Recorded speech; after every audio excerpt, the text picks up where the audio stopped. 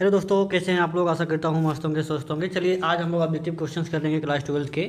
बहुत important questions होंगे ये, ठीक है ना। आपको जल्दी जल्दी से जवाब देने हैं, ठीक है। तो सबसे पहले हम लोग आसान सवाल से शुरू करेंगे और आसान से लेकर टफ तक का रहेंगे। आप देखते रहिएगा शुरू से अंत तक कैसे कितना बढ़िया बढ़िया सवाल होगा, ठीक है ना। बस आप शुरू से अंत तक वीडियो छोड़ के जाइएगा मत, आराम से देखिएगा, ठीक है। आपको बहुत फ़ायदा होने वाला है। चलिए एक सवाल हम करते हैं, यहाँ सवाल लिख रहे हैं, उसका जवाब दीजिएगा, ठीक है ना। बहुत आसान सवाल है।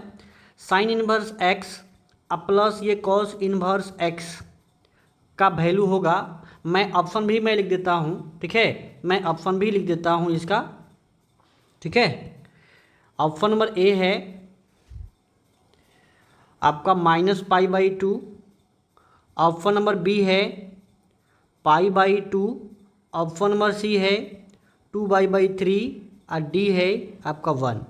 जल्दी से जवाब दीजिए, इसका आंसर क्या होगा। सभी बच्चे ध्यान से सुनेंगे और जवाब देंगे, ठीक है।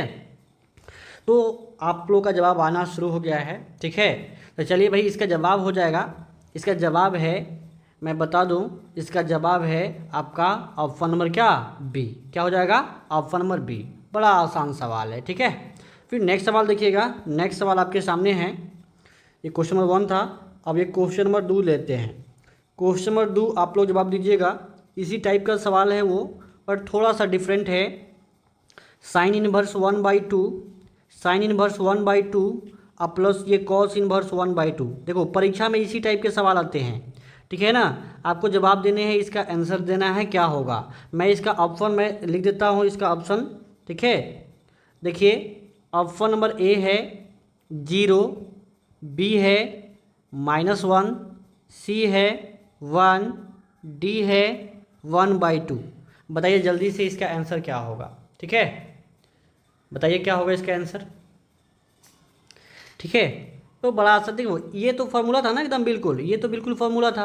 अब इसमें क्या है, इसका जवाब कैसे दीजिएगा बताइए। इसका जवाब आप बहुत आसानी के साथ दे सकते हैं। देखिए ये sine inverse x plus cos inverse x, अभी तो जानते हैं कि ये π/2 होता है। तो जब इसका मान आप इसके अंदर में इसका मान रखिएगा π/2, तो साइन π/2 का वैल्यू कितना होता है बताइए।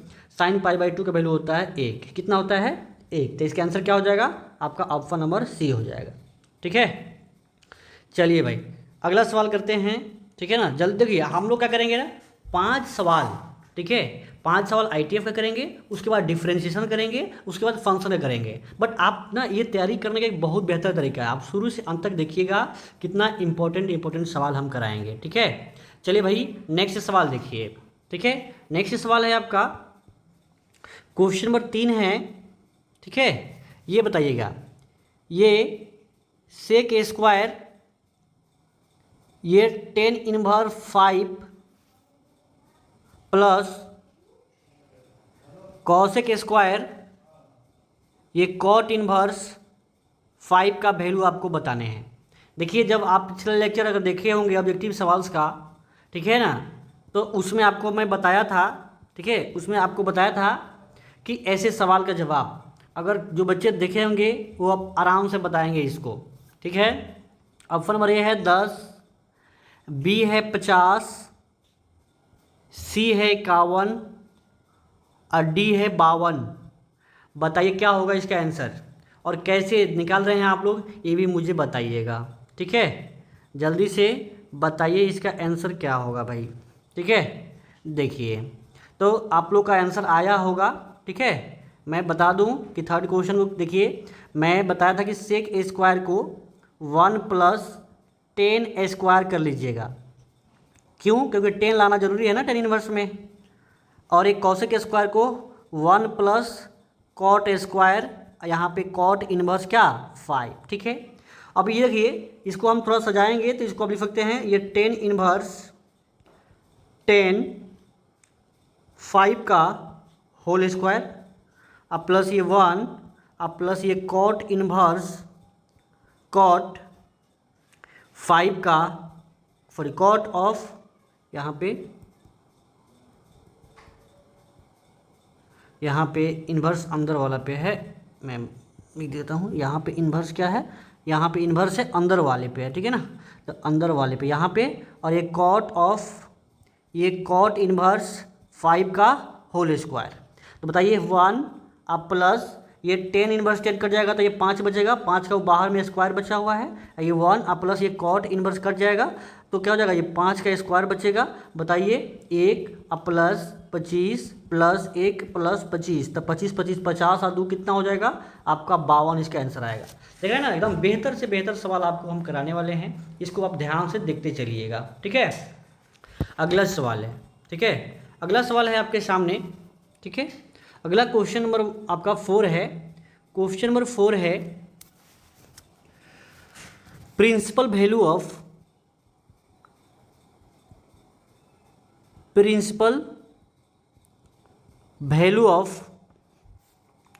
Ten inverse -1। इसका आप जवाब दीजिए। मैं ऑप्शन लिख देता हूँ। ठीक है, मैं ऑप्शन लिख देता हूँ। ऑप्शन नंबर ए है π/4, ऑप्शन नंबर बी है -π/2, ऑप्शन नंबर सी है 5π/4, ऑप्शन नंबर डी है -π/4। जल्दी से जवाब दीजिए भाई, क्या होगा इसका जवाब दीजिए। इसका बड़ा आसान सवाल है जी, ये आसान सवाल है, एकदम परीक्षा में पूछे जाने वाले सवाल हैं। इसका आंसर होगा आपका, इसका आंसर हो जाएगा, जानते हैं क्या, इसका आंसर हो जाएगा आपका ये डी, ऑप्शन नंबर डी। क्या हो जाएगा, ऑप्शन नंबर डी। कैसे होगा तो मैं बताता हूँ, देखिएगा। अगर ये ऑब्जेक्टिव में पूछा हुआ प्रिंसिपल वैल्यू तो आप सूत्र से निकाल सकते हैं। टेन इनवर्स -x का फॉर्मूला होता है -10 इनवर्स x, यानी -10 इनवर्स 1। और -1 को आप क्या लिख सकते हैं बताओ, 10 इनवर्स 10π/4 लिख सकते हैं। ये खत्म हो गया और ये -π/4 हो जाएगा। ठीक है, इसका आंसर हो जाएगा। ठीक है, तो आपको समझ में आ रहा है ना कैसे हो रहा है ये। अब देखिए आगे देखते हैं इसका अगला सवाल। क्वेश्चन नंबर 5 है, ये ITF का लास्ट सवाल है। ठीक है ना, आपको करके दिखाने हैं। ठीक है, बताइएगा आप लोग ज़रूर। सवाल ये है कि cos इनवर्स cos 8π/5 का वैल्यू क्या होगा। ऑप्शन नंबर ए मैं लिख देता हूँ। ऑप्शन नंबर ए है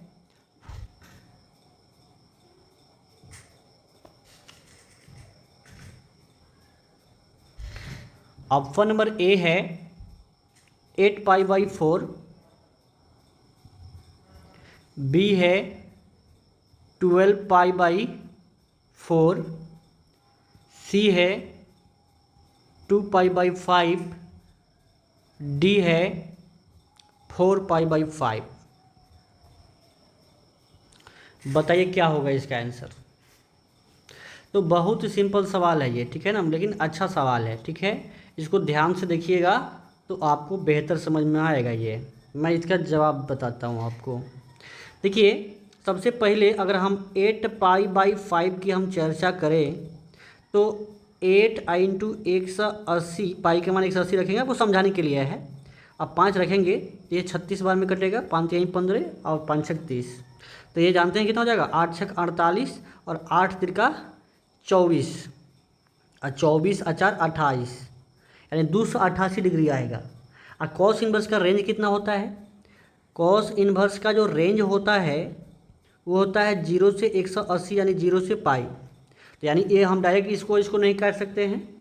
अब क्या करेंगे, इसको हम एक फॉर्मूला लगाएंगे, कॉस इन्वर्स कॉस 2π में से क्या घटाएंगे कि आपको ये 8π/5 ही लास्ट में बचेगा। तो हम क्या इसको ऐसे लिख सकते हैं क्या, 2π में से हम 2π/5 घटा देते हैं तो क्या फ़ायदा होगा, तो 5 दूना 10 और 10 में से 2 घटेगा तो आपका 8 ही बचेगा।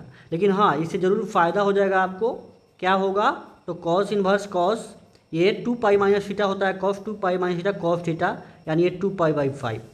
अब उसके रेंज में आ गया तो ये कॉस इन्वर्स से कॉस खत्म हो जाएगा और ये 2π/5 इसका आंसर हो जाएगा। समझ रहे हैं आप लोग, समझ रहे हैं कि नहीं आप लोग। तो ऑप्शन नंबर क्या हो जाएगा, इसका आंसर हो जाएगा 2π/5। बहुत इंपॉर्टेंट सवाल है भाई, ठीक है ना, ये आप बहुत ढूंढोगे तब जाके मिलेगा आप लोग को। ये हम खोज के सवाल को करा रहे हैं, ठीक है ना।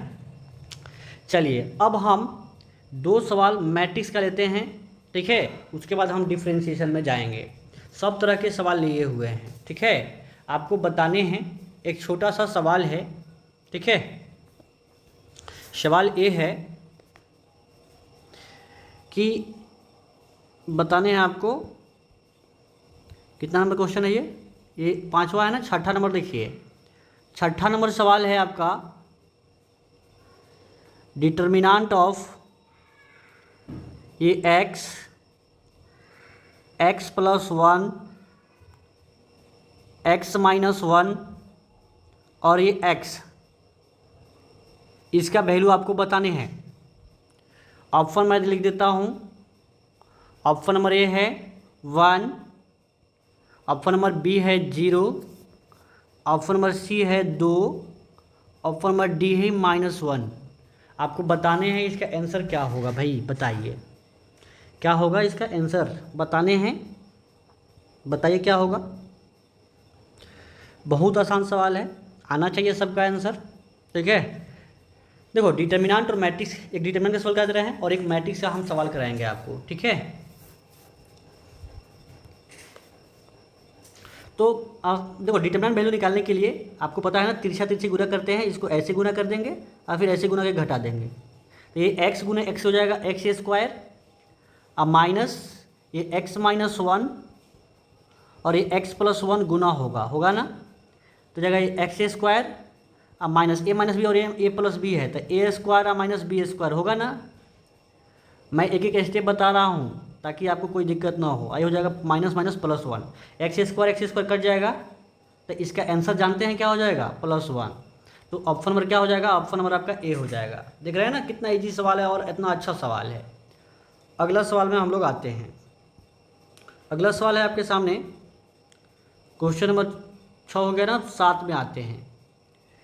क्वेश्चन नंबर जो 7 है, आपको बताने हैं मैट्रिक्स का मल्टीप्लाई करना है, ठीक है।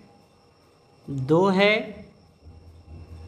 3 है, 5 है, 7 है, ठीक है। और यहाँ पे दिया हुआ है एक मैट्रिक्स 2 और 5। आपको बताने हैं इसका आंसर क्या आएगा, ठीक है। मैं ऑप्शन भी लिख देता हूँ, ठीक है। ऑप्शन नंबर ए है 4, 6,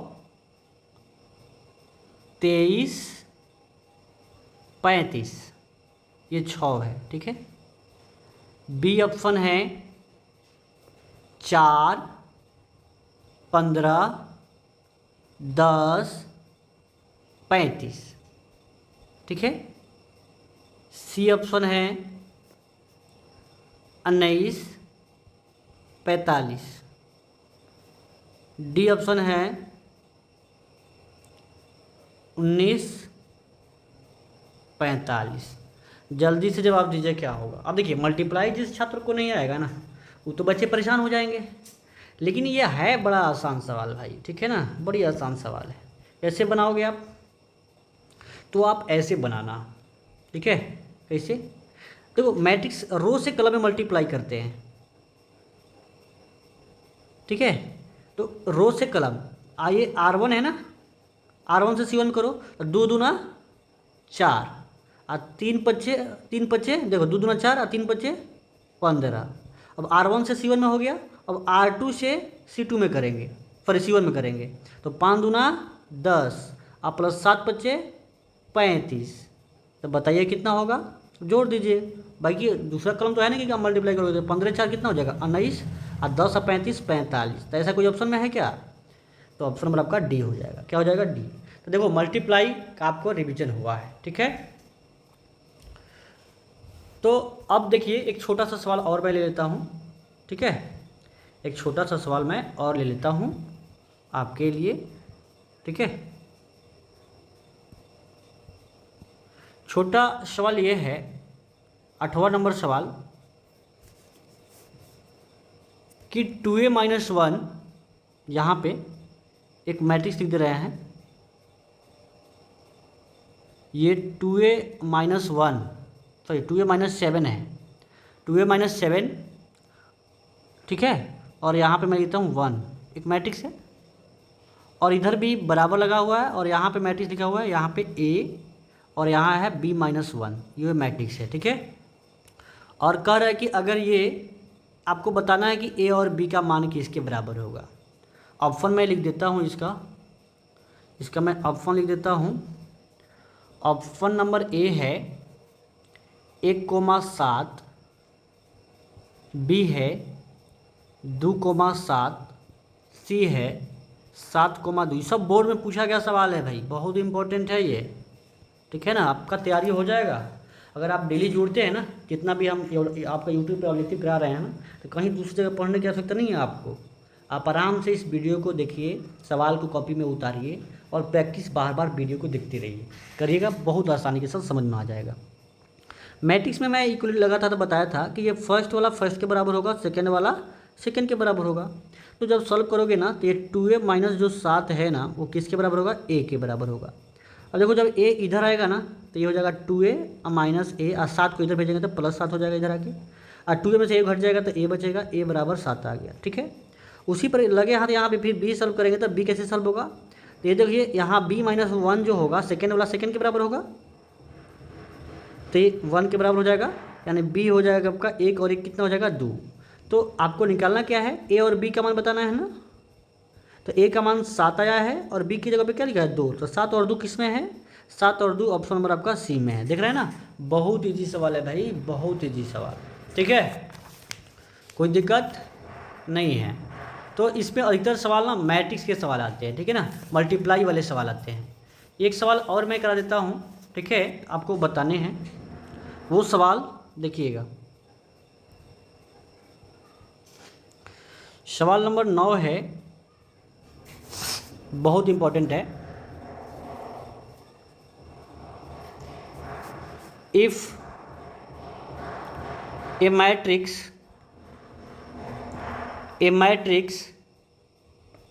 ए बराबर AIJ is said to be skew symmetric matrix if। Option सुनिएगा भाई, ऑप्शन सुनिएगा, बहुत इंपॉर्टेंट है ये ऑप्शन। ऑप्शन ए है AIJ बराबर 0। ऑप्शन बी है AIJ बराबर AJI। ऑप्शन नंबर सी है, ठीक है ना, AIJ बराबर -AJI, और डी है AIJ बराबर 1, ठीक है। तो बताने हैं, ये तो आपको जवाब दे देना है, ये NCERT का है एकदम। सवाल जो है ना आपको बता देते हैं, आराम से बता सकते हैं। इसको कैसे करिएगा, इसका जो जवाब है ना, इसका जो जवाब है बड़ा आसानी के साथ दे सकते हैं। ये अगर स्क्यू सिमेट्रिक मैट्रिक्स है तो इसका आंसर होगा AIJ इक्वल टू -AJI, ठीक है। और स्क्यू सिमेट्रिक में अगर सिमेट्रिक होता, देखो ये सिमेट्रिक होता है ना, तो AIJ बराबर AJI, और अगर स्क्यू सिमेट्रिक रहता है तो AIJ बराबर -AJI होता है, ठीक है। इसके बाद ध्यान रखिएगा, दोनों के दोनों इंपॉर्टेंट सवाल है, ठीक है, कोई दिक्कत नहीं है। एक सवाल और लेते हैं, एक सवाल हम और लेते हैं आपके सामने। 10 नंबर सवाल है मैट्रिक्स का, बताने हैं आपको, ठीक है। डिटरमिनेंट के ले लेते हैं आपकी बार, फिर अगले दिन फिर सवाल करेंगे हम लोग। x 8 3 3 बराबर 0, देन वैल्यू ऑफ x बराबर क्या होगा। तो ऑप्शन सुनिए, ऑप्शन नंबर ए है 3, बी है 8, सी है 24, डी है 0।